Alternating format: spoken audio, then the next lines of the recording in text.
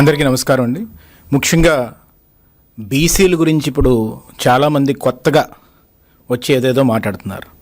కానీ మొట్టమొదట 1983లో విశ్వవిఖ్యాత నటసార్వభౌముడు నటరత్న డాక్టర్ నందమూరి తారక రామారావు గారు తెలుగుదేశం పార్టీ పెట్టినప్పుడు బడుగు బలహీన వర్గాల కంటి మంటల నుంచి పుట్టింది ఈ తెలుగుదేశం పార్టీ అని చెప్పి ఎంతో ఉద్వేగంతో చెప్పిన మాటలు ఇప్పటికీ కూడా ధ్వనిస్తూ ఉంటాయి. బడుగు బలహీన వర్గాలు వెన్నుముక్క తెలుగుదేశం పార్టీకి.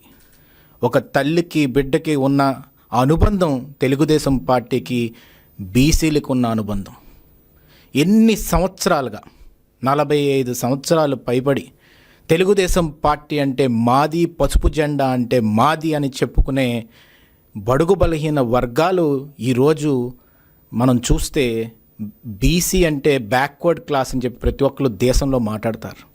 కానీ ఒక ఆంధ్రప్రదేశ్లోని టీడీపీ హయాంలోని చంద్రబాబు నాయుడు గారు ముఖ్యమంత్రిగా ఉన్నప్పుడే అది బెస్ట్ క్లాస్గా అయింది, బ్యాక్ బోన్గా అయింది. బ్యాక్ బోన్ ఆఫ్ ఆంధ్రప్రదేశ్గా బీసీ అని తయారైందంటే అది చంద్రబాబు నాయుడు గారి వల్ల తప్ప ఎవరి వల్ల కాదు అని నేను గట్టిగా చెప్పగలను. ఎందుకు నీ మాట అంటున్నానంటే ఒకటే ఆలోచించారు చంద్రబాబు నాయుడు గారు. బడుగు బలహీన వర్గాలకి మాటలిచ్చే పార్టీలు ఉంటాయి, చేతల్లో చూపెట్టే పార్టీలు ఉండవు.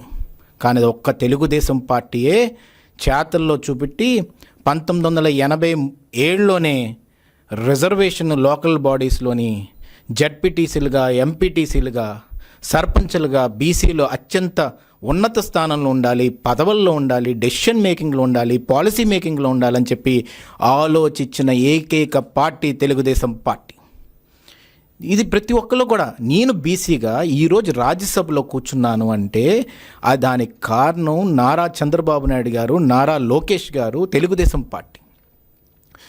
చిన్నప్పటి నుంచి కూడా బీసీలు మా జనరేషన్ వరకు పుట్టిన వెంటనే ఏదన్నా మంచి జరిగిందని మేము చూసామంటే అది తెలుగుదేశం పార్టీ పసుపు జెండా హయాంలో. సుమారుగా 34% రిజర్వేషన్ ఇచ్చి లోకల్ బాడీస్లోని కూర్చోపెట్టి, డెసిషన్ మేకింగ్లో కూర్చోపెట్టి, పొలిట్ బ్యూరోలో కూర్చోపెట్టి, క్యాబినెట్లో కూర్చోపెట్టి వీళ్ళు బెస్ట్ క్లాస్ కింద మారాలంటే ఏమేం చేయాలి, ఆదరణ పథకంలోని ఏమేమి తీసుకొస్తే అన్ని కులాల వారికి బీసీల్లోని న్యాయం జరుగుతుంది అని ఆలోచించింది నారా చంద్రబాబు నాయుడు గారు. 1995 వరకు కూడా కాంగ్రెస్ ప్రభుత్వం ఎన్నో ఏళ్ళు ఇండిపెండెన్స్ వచ్చిన తర్వాత ఎన్నోసార్లు అధికారంలోకి వచ్చినా కానీ ఏ రోజు కూడా బీసీల గురించి అంత ఎక్కువ ఆలోచించలేదు. ఒకటే ఆలోచించారు, పాలనలో ఉన్నత వర్గాలు ఉంటే కిందన చెక్కు చేతుల్లో కూర్చొని బానిసల్లా బతకాలి బీసీలను ఆలోచించారు తప్ప ఏ రోజు కూడా బెస్ట్ క్లాస్ కింద ముందు తీసుకెళ్దాం, ఒక బ్యాక్ బోన్గా తీసుకెళ్దాం, వాళ్ళు డెసిషన్ మేకింగ్లో ఉండాలని చెప్పి ఆలోచించిన పార్టీ తెలుగుదేశం పార్టీ. తెలంగాణలో కూడా ఎంతోమంది నాయకుల్ని ముందుకు తీసుకొచ్చి వాళ్ళని ఉన్నత స్థాయిలో కూర్చోపెట్టి, సెకండ్ పొజిషన్కి, థర్డ్ పొజిషన్కి కూడా బీసీలను కూర్చోపెట్టి వాళ్ళ డెమోక్రటిక్ సిస్టంలో చంద్రబాబు నాయుడు గారు ఏ డెసిషన్ మేకింగ్ ఉన్నా కానీ వాళ్ళతో డిస్కస్ చేసిన తర్వాతే పాలసీ మేకింగ్ చేసేవారు. ఇవన్నీ కూడా ప్రతి ఒక్కరికి తెలుసు చరిత్ర, ఇది చెప్పవసరం లేదు. ఈరోజు వైఎస్ఆర్సీపీ పార్టీ వచ్చి బీసీలకి నేను ఏదో చేశానని చెప్పి బీసీలని ఎక్కడ వాడుతున్నారంటే బానిసలుగా వాడుకుంటూ కాళ్ళు దగ్గర కూర్చోపెట్టిన వీడియోలు నేను చూసాం. ఎవరైనా మర్చిపోయారు అనుకుంటున్నారా? ఈరోజు అమర్నాథ్ గౌడ్ అనే పిల్లవాడిని కాల్చేసిన రోజు ఇదే జగన్మోహన్ రెడ్డి ఒక్క స్టేట్మెంట్ ఇవ్వలేదే. ఆ వ్యక్తి అమర్నాథ్ గౌడ్ 15 ఏళ్ళ కుర్రోడు. వాళ్ళ అక్క హెరాస్మెంట్కి గురవుతుందని ముందుకొస్తే కాల్చేసిన రోజు రేపల్లిలో ఎంతోమంది రాష్ట్ర వ్యాప్తంగా కూడా ఎంతో బాధపడ్డారు, డిస్ట్రెస్కి గురయ్యారు. కానీ ఎవరు మాట్లాడలేదే. ఆ రోజు పొద్దుటూరులో మనం చూస్తే సుబ్బయ్య గారిని దారుణంగా చంపేస్తే హౌసింగ్ సైట్ దగ్గర తిరుపతి వెళ్ళి, తిరుమల వెళ్ళి దర్శనం చేసుకొని పాపం ఆయన ఒక వీడియో చేస్తే ఆ వీడియో తర్వాత ఊరు వచ్చిన వెంటనే అక్కడ ఏదో కాలనీలోని అక్కడ జగనన్న కాలనీ అని చెప్పి ఇష్టం వచ్చినట్టు పెట్టి ప్రభుత్వ భూముల్ని ఇష్టం వచ్చినట్టు స్కాములు చేసిన దగ్గరికి వెళ్తే అక్కడికే తీసుకెళ్ళి నువ్వు బీసీలని ఊచకోత కోసి తలకాయలు కోసి అక్కడ కూర్చోపెట్టి అక్కడ పడిపోయినప్పుడు ఆ సందర్భం ఈ రోజుకి కూడా నా కళ్ళ ముందు కనబడుతుంది. ఆ రోజు ఎక్కడైనా కనబడ్డావు నువ్వు? ఆ రోజు వాళ్ళ సతీమణి ఎంత ఏడుపంటే పాపం నారా లోకేష్ గారు వెంటనే ఇదే మంగళగిరి నుంచి ఇమీడియట్గా అక్కడికి వెళ్ళి ఆమెను ఓదార్చారే. ఆమెకి ఏం సమాధానం చెప్తాను? బీసీలు చనిపోతే, బీసీలని ఊచకోతకొస్తే చంద్రయ్య గారిని అదే నడి రోడ్డు మీద పడుకోబెట్టి లైవ్ వీడియోలోని ఇష్టం వచ్చినట్టు తలకాయను కోసేస్తే ఆ రోజు కూడా నువ్వు మాట్లాడలేదే. వాళ్ళ కుటుంబానికి కూడా న్యాయం చేయాలని చెప్పి ఈరోజు వచ్చింది నారా లోకేష్ గారు. ఆ రోజు పాడి పట్టుకున్నప్పుడు చంద్రబాబు నాయుడు గారు వెళ్ళి నా కుటుంబం వీళ్ళందరూ అని చెప్పి ఆ పాడిని మోసేరే. ఆ సందర్భాలు ఆంధ్ర రాష్ట్రం ఈ రోజుకి కూడా మర్చిపోలేదు. ప్రతి ఒక్క బ్యాక్వర్డ్ క్లాస్ నుంచి ఎవరు వచ్చినా కూడా ఒక చిన్న చూపు చూడడం జగన్ రెడ్డికి అలవాటైపోయింది. ఉత్తరాంధ్రాన్ని వాడుకోవడం, బీసీలు అని చెప్పి ఆ రోజు పదవులు ఇస్తానని చెప్పి ఆ పదవులకి 15 కార్పొరేషన్లు తయారు చేశాను, 50 కార్పొరేషన్లు తయారు చేశానని చెప్పి ఒక్కళ్ళకైనా ఆఫీస్ ఉందా? ఒక్కళ్ళకైనా ఆఫీస్ చైర్ ఇచ్చేవా? ₹1 అయినా వాళ్ళ అకౌంట్లో వేసారా అండి? బీసీ లోన్లు ఆగిపోయాయి. బీసీ సబ్ ప్లాన్కి సంబంధించిన డబ్బులన్నీ కూడా డైవర్ట్ చేసేసావు. ఇవన్నీ కూడా ఎవరికి తెలియదు. జీవోలన్నీ కూడా బ్లాక్లో పెట్టి డార్క్లో పెట్టి ఒక్క జీవోను కూడా బయటకు రాకుండా చేసిన నియంత్రణ ప్రభుత్వంలో 5 సంవత్సరాలు బీసీలని ఓచకోత కోసి ఈరోజు బీసీల గురించి మాట్లాడుతున్నారు. ఆ రోజు 95లో ప్రతి ఒక్క స్థానిక ఎలక్షన్లోనూ కూడా బీసీలు ముందుకు రావాలని చెప్పి ఆ రోజే నిర్ణయించి స్థానిక ఎలక్షన్లో అధికారం ఇవ్వడం అది చిన్న విషయం అనుకుంటున్నారా? మళ్ళీ అధికారం 34% బీసీలకు ఉండాలి అని చెప్పి ఆలోచించడం నారా చంద్రబాబు నాయుడు గారు ఆలోచించిన విధానాన్ని ఇప్పుడుకొచ్చి అందరూ కూడా ప్రశంసిస్తారు తప్ప ఎవరన్నా విమర్శిస్తారా? కానీ మొన్న 5 ఏళ్ళలో 2020 సంవత్సరం అప్పుడు ఎందుకు అది 23.14% తగ్గిపోయింది? ఇది ఎవడన్నా మాట్లాడాల్సిన అవసరం ఎంతైనా ఉంది. బీసీలు ఆలోచించవలసిన అవసరం ఎంతైనా ఉంది. అట్టడుగున పడిపోతున్న బడుగు బలహీన వర్గాల ఆలోచించవలసిన అవసరం ఎంతైనా ఉంది. ప్రతి ఒక్క లోకల్ ఎలక్షన్లోని బీసీలకి 34% ఉండాలని ఆలోచించిన తెలుగుదేశం ప్రభుత్వం ముందుకు తీసుకెళ్లి జీవోని రిలీజ్ చేసి ముందుకు తీసుకెళ్తే అదే 34%ని 10% దాకా తగ్గించేసి 16,000 అంటే 10% తగ్గిపోయింది 10 కదా అని అనుకుంటారు చాలామంది. 16,800 పొలిటికల్ పొజిషన్స్ని ఓచకోత కోసాడు జగన్మోహన్ రెడ్డి. ఎవరికైనా తెలుసా ఇది? మనం పట్టించుకోవాల్సిన అవసరం ఎంతైనా ఉంది. రాష్ట్ర వ్యాప్తంగా నలుమూలన అట్టడుగున పడిపోతున్న బడుగు బలహీన వర్గాలందరూ కూడా ఆదరణ స్కీమ్లో ఉంటే ప్రతి ఒక్కరు కూడా బాగుపడతారు, వాళ్ళ పర్ క్యాపిటల్ ఇన్కమ్ పెరుగుతుంది, వాళ్ళ రాజకీయ భవిష్యత్తు బాగుంటుందని ఆలోచించే తెలుగుదేశం పార్టీ హయాంలో 34% ఎందుకుంది? అదే 2020 సంవత్సరంలోని జగన్మోహన్ రెడ్డి ఎవరి ద్వారా కేసేసి ఆ పర్సంటేజ్ని తగ్గించారనే విషయాన్ని ఈరోజు ప్రతి ఒక్కరు కూడా ఆలోచించవలసిన అవసరం ఎంతైనా ఉంది. ఈరోజు అందుకే మళ్ళీ 34% ఇచ్చి బ్యాక్వర్డ్ క్లాసెస్ కాదు, no more it's a backward class, it's a back bone for Andhra Pradesh అని నిరూపించిన ఏకైక ముఖ్యమంత్రి నారా చంద్రబాబు నాయుడు గారు. అయితే ఇది ఒక విషయం చెప్పవలసిన అవసరం ఎంతైనా ఉంది. ఆ రోజు కోర్టు నిర్ణయం తీసుకుంది అని చెప్పి ఆ నిర్ణయం మీద నువ్వు పర్సంటేజ్ తగ్గించేసి రిజర్వేషన్ తగ్గించేసి 16,800 పైన ఉన్న పొలిటికల్ పొజిషన్స్ అన్ని ఓచకోత కోసేసి నువ్వు పట్టించుకోకుండా వదిలేసావు.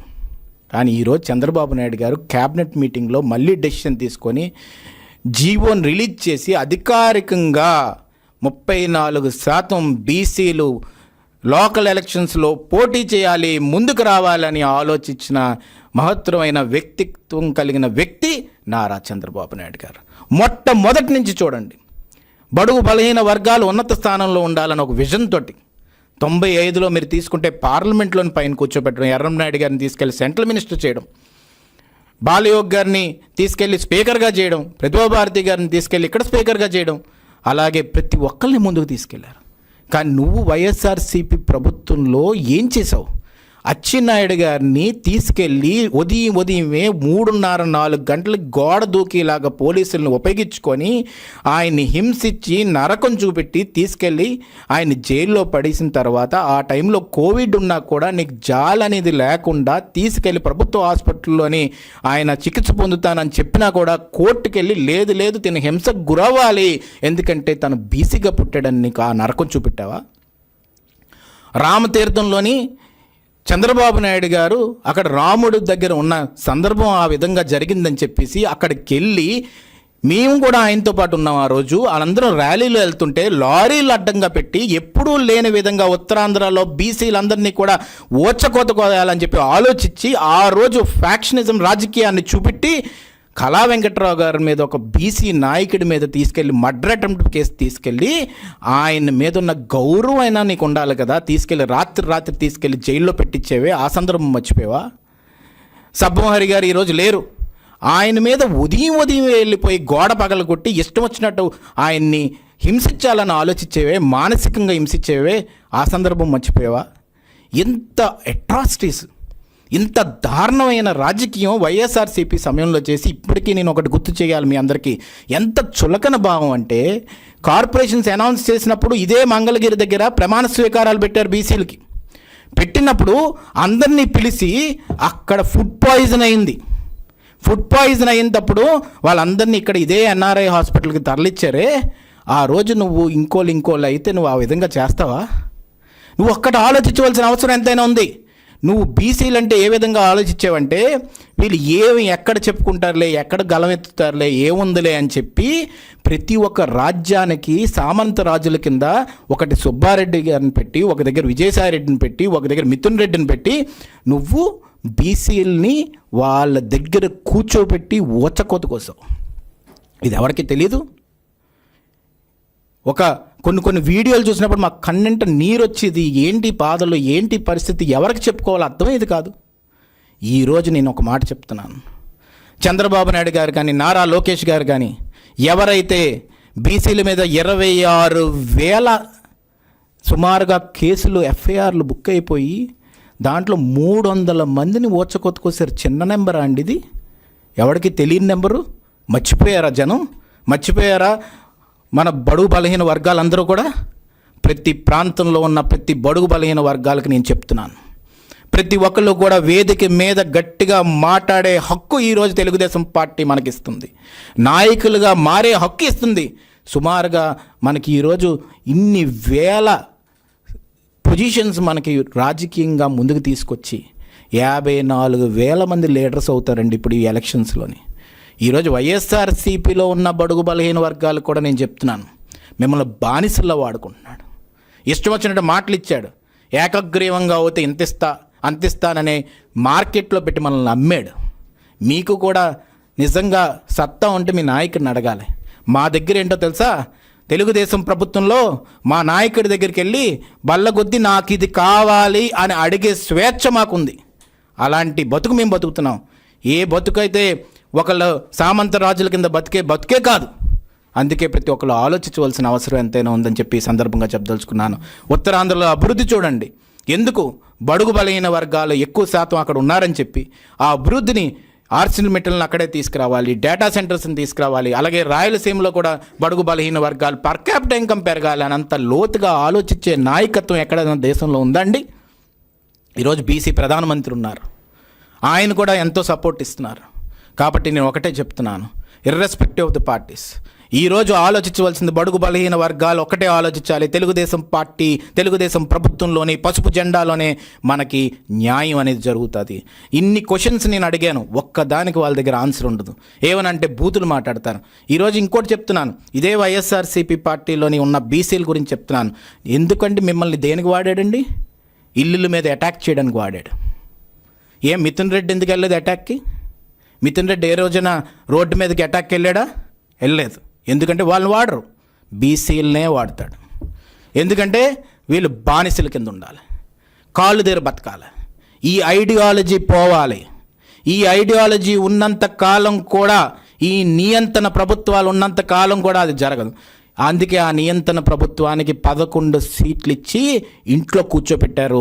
నేను మళ్ళీ చెప్తున్నాను, నేను ఉత్తరాంధ్ర నుంచి వచ్చిన ఒక బీసీగా చెప్తున్నాను, రాజ్యసభలో ఈరోజు ఉన్నతమైన స్థానంలో నన్ను తెలుగుదేశం పార్టీ కానీ, చంద్రబాబు నాయుడు గారు కానీ, నారా లోకేష్ గారు కానీ ఈరోజు నన్ను కూర్చోపెట్టిన బీసీగా నేను చెప్తున్నాను. బీసీలు నేను బొంద పెట్టేస్తారు జగన్మోహన్ రెడ్డి. మళ్ళీ చెప్తున్నాను, నేను భూస్థాపితం చేసేదాకా వదలరు. బీసీలందరూ ఒకటవుతున్నారు, ఏకమవుతున్నారు. నేను ఈరోజు చెప్తున్నాను మళ్ళీ అల్లూరి సీతారామరాజు ఎయిర్పోర్ట్ అక్కడ తీసుకొచ్చారు ఆయన పేరు మీద. అక్కడే ఉత్తరాంధ్రలోని ఇన్ని ఫ్యాక్టరీస్ వస్తున్నాయి, పర్ క్యాపిటల్ ఇన్కమ్ పెరగబోతుంది, ప్రతి బీసీ కుటుంబం బాగుపడబోతుంది, ప్రతి బీసీలో ఉన్న కుర్రవాళ్ళు బాగుపడబోతున్నారు. దానికి కారణం నారా చంద్రబాబు నాయుడు గారు, నారా లోకేష్ గారు. నేను బీసీ కుటుంబాలు ఎవరైతే వేదనలు గురయ్యారో, బీసీ కుటుంబాలు ఎవరైతే నష్టపోయారో వాళ్ళందరినీ ఆదుకుంటానని చెప్పి నారా లోకేష్ గారు యోగాలంలో మాట ఇచ్చారో ఆ మాట మీద నిలబడబోతున్నారు. ఇంకొక మాట మహిళలందరూ, బీసీ మహిళలకు చెప్పబోతున్నాను, రేపు స్థానిక ఎలక్షన్లో సుమారుగా 8,300 పొలిటికల్ పోస్టులు మహిళలకు రాబోతున్నాయి ఈ బీసీలకు వచ్చిన కోటాలోని. అంటే ఎంత ఉన్నతమైన స్థానం మనకు కల్పిస్తుంది తెలుగుదేశం పార్టీ. మళ్ళీ నేను ఒకటే క్వశ్చన్, బీసీ లోన్లు ఏం చేసావా నీ ముఖ్యమంత్రి ఉన్నప్పుడు? ఆదరణ స్కీమ్ ఏం జరిగింది ముఖ్యమంత్రిగా ఉన్నప్పుడు? ఏమన్నా ఆలోచించావా అసలు? ఇష్టం వచ్చినట్టు ఎవడు పడితే వాళ్ళకి పదవులు ఇచ్చేసి ఆఫీసులు లేకుండా, చైర్లు లేకుండా అవమానించింది కాకుండా ఈరోజు మళ్ళీ వచ్చి మీరు స్కాములు చేసేసి, హత్యలు చేసేసి, దాడులు చేసేసి కూర్చొని నేను బీసీగా పుడితే హత్యలు చేయమని ఎవరని చెప్పారా? నువ్వు తప్పు చేసావు, నీకు మీద తప్పు జరుగుతుంది. ఈరోజు నేను ఒకటే చెప్తుంది ఏంటంటే, ఇష్టం వచ్చినట్టు రాష్ట్రంలో బీసీలను వాడుకొని రాజకీయం చేస్తే ఖబర్దార్, నేను చెప్తున్నాను, బీసీలు వదిలిపెట్టరు, వెంటాడి పార్టీ వైఎస్ఆర్సీపీ లేకుండా చేస్తారని చెప్పి సందర్భంగా చెప్పదలుచుకుంటూ సెలవు తీసుకున్నాను. జై తెలుగుదేశం.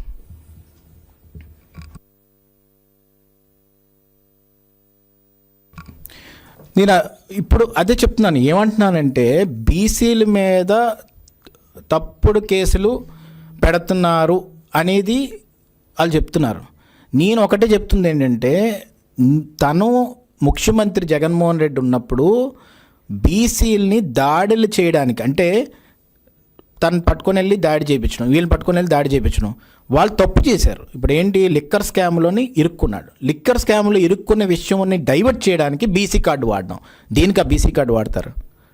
నువ్వు లిక్కర్ స్కామ్లో ఏం జరిగింది? సెంట్రల్ గవర్నమెంట్ ఈడీ వచ్చి తీసుకెళ్తే స్టేట్ గవర్నమెంట్ కూడా ముందుకు రాలేదు, సెంట్రల్ గవర్నమెంట్ నుంచి వచ్చింది. అంటే ఏ స్కామ్ చేశారు అది ఒక్కసారి ఆలోచించవలసిన అవసరం ఎంతైనా ఉంది.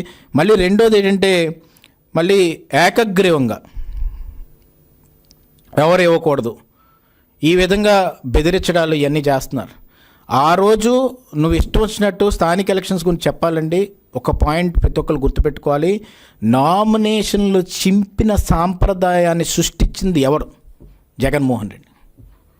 స్థానిక ఎలక్షన్స్లో మనం చూసాం, మళ్ళీ అలాంటి జరగవు. రేపు స్థానిక ఎలక్షన్స్ చూడండి, లా అండ్ ఆర్డర్ చూడండి, అన్ని విధాలుగా కూడా ఎంత బాగా లా అండ్ ఆర్డర్ని ఉపయోగించి చంద్రబాబు నాయుడు గారు ప్రభుత్వంలోని రేపు స్థానిక ఎలక్షన్ కమిషన్ ఏ విధంగా నిర్వహిస్తుంది చూద్దిగాని మీరు అందరూ.